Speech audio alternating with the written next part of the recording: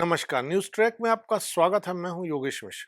America में राष्ट्रपति चुनाव के नतीजे आए और डोनाल्ड ट्रंप राष्ट्रपति बन गए तो उनकी विजय को लेकर भारत की बाँछें अमेरिकियों से कम नहीं खिली थी। लग रहा था कि ट्रंप के आने के बाद मानो भारत के हाथ अलादीन का चिराग लग गया हो। ट्रंप ने अपने चुनाव में जो भी प्रचार के दौरान तमाम कामों की एक फेहरिस्त पेश की थी और उस फेहरिस्त को पेश करते हुए कहा था कि कार्यकाल के पहले दिन उन्हें इस फेहरिस्त पर अमल करना है। इस फेहरिस्त में अवैध अप्रवासियों का एजेंडा भी था।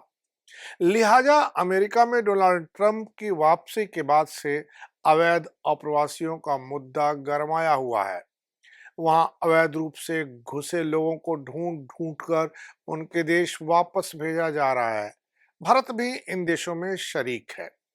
यूं तो अमेरिका में 7.5 लाख से ज्यादा ही अवैध भारतीय प्रवासी बताए जाते हैं, लेकिन अभी तक वापसी केवल 104 लोगों की ही हुई है। आगे क्या होगा, कुछ कहा नहीं जा सकता है। ट्रंप अवैध प्रवासियों को निकाल बाहर करने के वायदे के साथ सत्ता में लौटे हैं, सो यह तो तय ही है कि उनकी कार्रवाई सुस्त नहीं पड़ने वाली है। अभी मैक्सिको, होंडुरास, अल सल्वाडोर जैसे कई देशों के घुसपैठियों को बाहर निकाला जा चुका है। जो निकाले जा रहे हैं उनकी बेइज्जती में भी कोई रियायत नहीं की जा रही है। हथकड़ी, बेड़ी, जंजीर से बांधकर ये लोग भेजे जा रहे हैं। भारत लौटे खेप में भी ऐसा ही हुआ। हमारे विदेश मंत्री जयशंकर ने कहा है, ऐसा बर्ताव अमेरिकी कानून के अधिकार क्षेत्र में है। संसद को उन्होंने यह भी बताया कि अमेरिका से पहले भी कई विमान भरकर अवैध प्रवासी लौटाए जा चुके हैं। यह एक रूटीन प्रक्रिया है, सो अब हैरान होने की बात नहीं है। संसद में अपनी बात रखते हुए जयशंकर ने मनमोहन सिंह के कार्यकाल में कब कितने लोग भारत वापस भेजे गए, इन आंकड़ों का भी खुलासा किया है। जयशंकर इन आंकड़ों को पेश करते समय यह बताना चाहते थे कि उनकी सरकार के दौर में ही नहीं, हर सरकार के दौर में अवैध घुसपैठ और उन्हें भारत भेजने का चलन रहा है।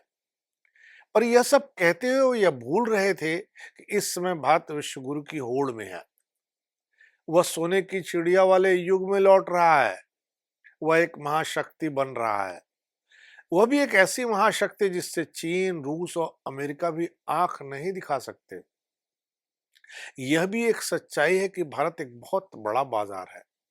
इस बाजार से दूरी बनाकर अपने देश की अर्थव्यवस्था को गति दे पाना किसी भी देश के बूते की बात नहीं है। यही नहीं, अगर मनमोहन सिंह व कांग्रेस के कालखंड में अवैध घुसपैठियों वापस भेजे जा रहे थे, तो नरेंद्र मोदी और भाजपा के कालखंड में अंतर क्या है? जनता ने तो कांग्रेस को सिरे से खारिज कर दिया।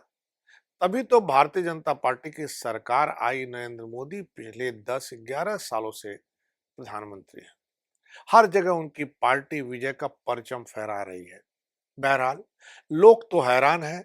हैरानी जंजीर बांधने पर है। हालांकि जनता की हैरानी इस बात पर ही है कि ये सब कुछ पहले से हो रहा है। हैरानी इस बात पर भी है कि हमारे यहाँ चुनाव में तथा वैसे भी बयानों भाषणों में बांग्लादेशी, म्यांमार से आए अवैध प्रवासियों की बातें तो होती हैं, लेकिन आज तक विमान तो दूर, ट्रक भरकर भी इनको वापस भेजने की खबर सामने नहीं आई।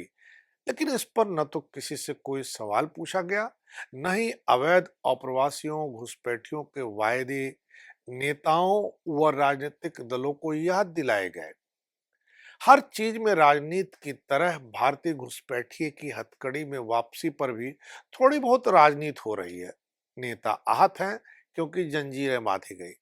पंजाब के मंत्री तो यह तक डिमांड कर रहे हैं कि अमेरिका में घुसपैठ करने वाले वहां की इकोनॉमी में योगदान कर रहे हैं, सो उनको वैध कर दिया जाना चाहिए।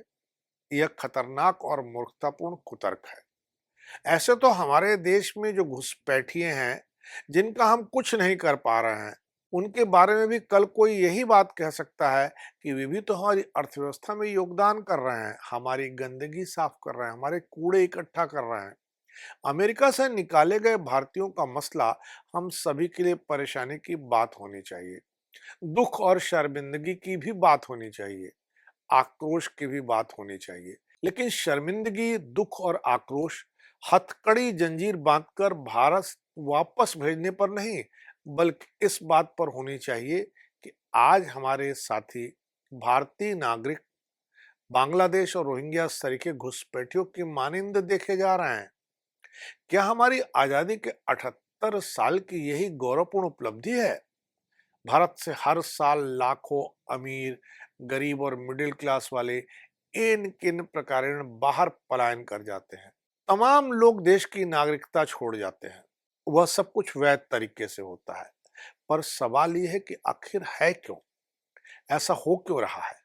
आज जो नेता जंजीर हथकड़ी पर तमतमाए हुए हैं, उन्हें तनिक शर्म नहीं आती कि उन्होंने किस हाल में देश और समाज को पहुंचा दिया है, जहां विदेश निकल जाना जीवन की सर्वोच्च उपलब्धि मानी जाने लगी है। हम इस पर गर्व करने लगे हैं कि मेरा बेटा, मेरी बेटी विदेश में है। पर हम इस तथ्य पर घमंड करें या चुल्लू भर पानी ढूंढें कि बांग्लादेश, म्यांमार छोड़कर शायद ही कोई देश से कोई यहाँ बसना चाहता होगा। अमेरिका, रूस, Britain, France, Germany, Italy, Switzerland आदि विकसित देशों से लोग दूसरे किसी देश में क्यों नहीं जाकर बसना चाहते हैं? जरा यूट्यूब पर भारतीय ट्रैवल ब्लॉगर्स के वीडियो देखिए। उन्हें वीजा होते हुए भी संदेह की निगाह से देखे जाने, सीमा पार करने से इनकार किए जाने और घंटों की पूछताछ से रूबरू होने, बेइज्जत होने के कितने ही किस्से हैं। लेकिन क्यों? सिर्फ इसलिए कि हम पर गलत तरीके से अमेरिका, यूरोप में घुसपैठ का शक स्थापित हो चुका है। किसने बनाए हैं ये हालात? भला कौन चाहेगा अपना घर, अपना वतन छोड़ना? क्यों मजबूर हुए हैं हम? आज विदेश क्या, हम तो देश में ही इधर से उधर भटकने को मजबूर हैं। जिस तरह बिहार, यूपी, बंगाल के लाखों लोग ट्रेनों में भेड़ बकरी की तरह ठूस कर मुंबई, दिल्ली, बेंगलुरु, हैदराबाद जैसी जगहों पर जाने को मजबूर हैं, वैसे ही अनगिनत लोग भाग जाने को आतुर हैं। अचरज इस बात का भी है कि देश से पलायन करने वालों में पंजाब जैसा कृषि समृद्ध राज्य और गुजरात जैसा व्यवसाय समृद्ध राज्य टॉप पर है। कहाँ और क्या गड़बड़ हो गई है कि इन राज्यों से लोग 50 लाख रुपए खर्च कर भाग रहे हैं? अमेरिकी सीमा पर बर्फीले तूफान में या पनामा के जंगल में हलाक हो रहे हैं? जरा सोचिए। खासकर पंजाब, हरियाणा, गुजरात में लोगों को अमेरिका, कनाडा, ब्रिटेन, ऑस्ट्रेलिया भेजने का बहुत बड़ा बिजनेस स्थापित हो चुका है। पढ़ाई की आड़ में फर्जी एडमिशन और नकली दस्तावेजों के बिना पर कितने ही लोग बाहर जा चुके हैं और जा भी रहे हैं। यह इतना बड़ा रैकेट हो चला है कि चार्टर्ड विमानों में भरकर अवैध प्रवास कराया जाने लगा है। कोई इस धंधे पर नजर क्यों नहीं डालता? क्यों नहीं पूछता कि इस धंधे के तरक्की करने की वजह क्या है? हालात आंख खोलने वाले हैं। रेतीले तूफान में शुतुरमुर्ग की तरह मुंह छुपाने से काम नहीं चलने वाला। जंजीर और हथकड़ी पर रोने वाले, इसे रूटीन बताने वाले दोनों ही जवाबदेह हैं और जवाब मांगा भी जाना चाहिए। सवाल हमें खुद से भी पूछना चाहिए कि हमने ऐसा क्या कर दिया है कि हम खुद अपने बच्चों से भाग जाने को कहने को मजबूर हैं। देश और समाज कोई पारलौकिक चीज नहीं होती है, वह इंसान से बनती है। बतौर इंसान ये हम सबके सामने सवाल है जिसका जवाब हमको भी देना होगा कि आखिर हमारे बच्चे, हमारे लोग भारत में क्यों नहीं रहना चाहते हैं और बिल्कुल जिंदगी को दांव पर लगा करके गलत ढंग से जानते हुए भी दूसरे विकसित देशों को पलायन कर रहे हैं। इस सवाल का जवाब जयशंकर या मोदी सरकार को संसद और संसद के बाहर देना होगा। दूसरी सरकारें या दूसरे विपक्ष के लोग जो इस पर स्यापा पीट रहे हैं, उन्हें भी इसका जवाब जनता को देना ही होगा। इस बार इतना ही। अगली बार फिर मिलेंगे किसी नए सवाल पर नए ढंग से बात करने के लिए। तब तक के लिए नमस्कार।